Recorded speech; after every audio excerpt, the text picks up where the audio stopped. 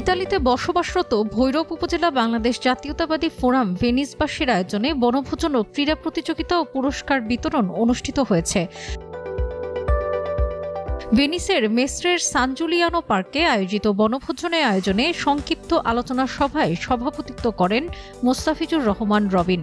মোহাম্মদ লোকমানের পরিচালনায় ভৈরব উপজেলা বাংলাদেশ জাতীয়তাবাদী ফোরাম ভেনিসের নেতৃবৃন্দের মধ্যে বক্তব্য রাখেন শাহাদাত হোসেন, তৌফিকুজ্জামান, মিজানুর রহমান, আবুল কাশেম, আনোয়ার হোসেন, পাভেল উদ্দিন, কবির হোসেন, আপন স্বাধীন, সোহেল মিয়া প্রমুখ। বাংলাদেশ জিন্দাবাদ, বাংলাদেশ জাতীয়তাবাদী জিন্দাবাদ। ধন্যবাদ সবাইকে, ভৈরবের যারা আজকে এখানে অংশগ্রহণ করছেন।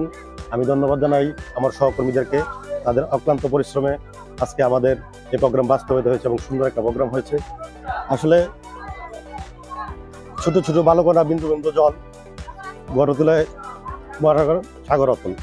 আমরা একটা চায়ের টেবিল থেকে আজকে এই পর্যন্ত এসেছি। সান জুলিয়ানো পার্কে আমরা একটা পিকনিকের আয়োজন করতে পেরেছি। এখানে বহুত লোকের বহুত ফ্যামিলি সমাগম হয়েছে। আমরা মনে করি যে আমরা সার্থক। আলোচনা শেষে উপস্থিত নেতৃবৃন্দ সহ নারী ও শিশুরা বনভোজনে অংশগ্রহণ করেন। বনভোজন শেষে দিনব্যাপী আয়োজনে নারী ও শিশুদের জন্য খেলাধুলার আয়োজন করা হয়। বালিশ খেলা, বিস্কুট দৌড়, চামচ দৌড় সহ 100 মিটার দৌড় প্রতিযোগিতায় মেতে ওঠেন সকলে। এমন একটি সুন্দর দিনব্যাপী আয়োজনের জন্য ভৈরব উপজেলা বাংলাদেশ জাতীয়তাবাদী ফোরাম ভেনিসের নেতৃবৃন্দদের ধন্যবাদ জানান উপস্থিত অনেকেই। পরিশেষে বিভিন্ন প্রতিযোগিতায় অংশগ্রহণকারী বিজয়ীদের মাঝে পুরস্কার বিতরণ করেন সংগঠনের নেতৃবৃন্দ।